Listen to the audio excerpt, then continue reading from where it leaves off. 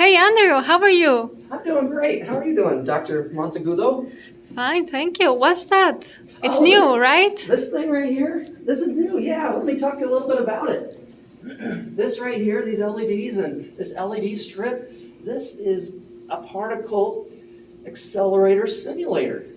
And Wow. So let me show you what it does. So I'm going to walk over. Oh, first, is it okay if I take off my mask so that people It's can fine. see my lips? It's easier to see people talking. All right, so I'll try to stay away from you. But over here we got a little box right here, and Dr. DeYoung, he's been like a nuclear physicist for like 40 years. He saw this, I think, was it at Michigan State? A similar thing, a simulator, and he said, you know what? I got maybe a few hours. I'll put one together, and he programmed up a Raspberry Pi, got all these LEDs, and now guess what we have? We got these blue lights right here, which means that we are simulating alpha particles, and we often use alpha particles for RBS, which is Rutherford backscattering.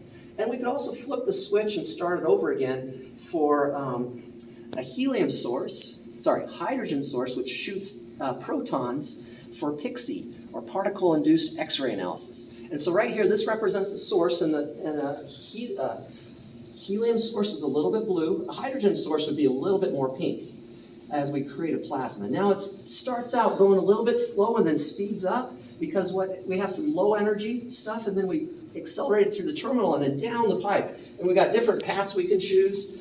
And this represents our main chamber at the end with two different detectors. Here's a little sample we're hitting, and sometimes it misses it. Sometimes it goes right through our sample, but sometimes it hits it and bounces back up to our Rutherford backscattering detector.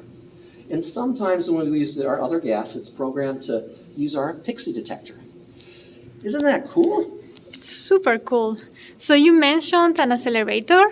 Can you show us the accelerator? Of course, I'd love to. Come on. This is the accelerator room in here, our accelerator lab. And it's a Tandom 1.7 million electron volts VanderWerf accelerator.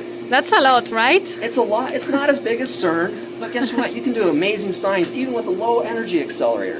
And right now, as you can see, we got some plasma turned on. Go ahead and take a closer look. That plasma, that's the color of hydrogen gas being ripped apart, and that's the light that it emits.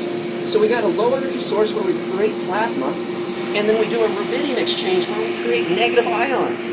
And so right now, you have one proton with two electrons. Isn't that crazy? I mean, that doesn't make sense, but we can do it for a short amount of time.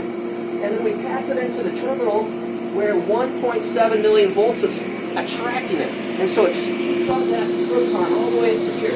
And then right here in the middle, there's some nitrogen gas where we strip off those extra electrons. Now it's just a proton. And it's 1.7 million volts, and it wants to run away from this 1.7 million volts right now. So it shoots off the other side. We get an extra 1.7 million volts for free.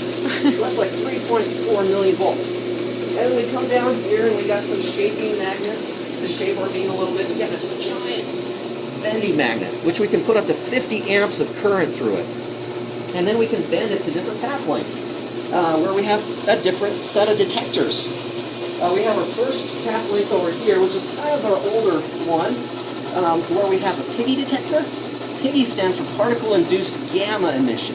So that means those protons interact with the nucleus and emit gamma rays.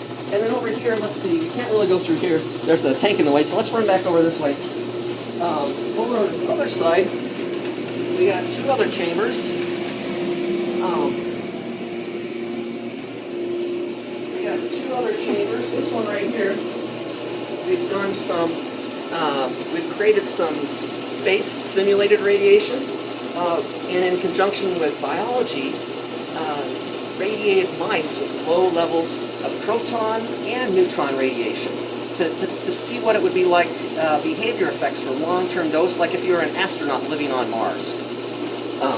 Over here we got our main chamber that represents what we have in the simulator outside.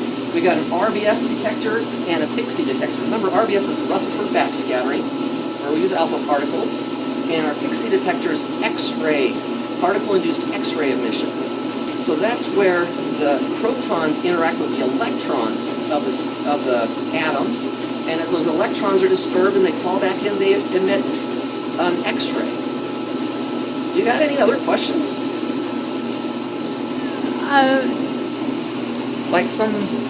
Like how we use it?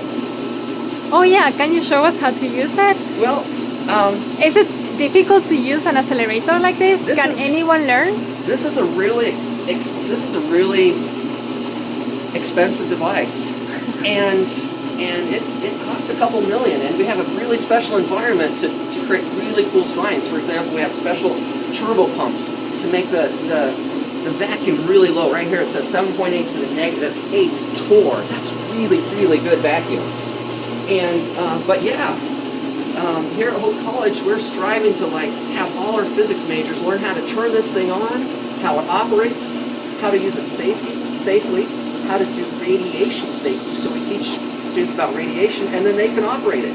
And if they're really interested, they can use the accelerator for research. For example, one student recently that I worked with, Blake Harlow, he was really interested in how this accelerator worked, and so I worked with him for about a year, and he just recently got a paper published because we characterized an emitogen and an amitogen beam. And you're going to be saying, what is that stuff? Well, emitogen is like hydroxide, but instead of oxygen, it's nitrogen and a hydrogen atom. And amitogen is like water, but here we have one nitrogen and two hydrogen atoms. A couple other recent projects through the years. We're also continuing work over here on this other station where we're trying to find fluoride and calibrate environmental fluoride samples. We've also had a number of collaborative projects, like I mentioned right here, with biology, where we studied the space radiation effects and behavior changes in mice from the long-term chronic low-dose radiation. So that's some of the ways we've used the accelerator. And yeah, if you come to Hope College, then we'll teach you if you want to. Okay, thank you so much, Andrew. You're welcome. I hope to see you around soon.